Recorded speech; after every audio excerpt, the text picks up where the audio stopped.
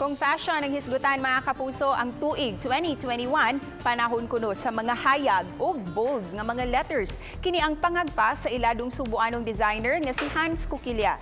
Matud pa, taliwa sa mga giagian nga mga hagit sa miaging tuig, gumikan sa pandemya. Mao nga importante nga mapakita ang paglantaw ug disposisyon pinaagi sa fashion statement.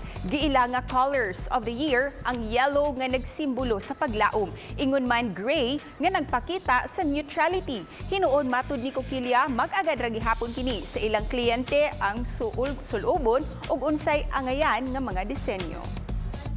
2021, is all about colors, structured sleeves and shoulders. So mana siya, it's about being bold. It's all about colors, like bright colors, rainbow, unicorn. Mana siya. But as a designer, I would suggest na wala kay angay, ayaw lang sa siguro, no?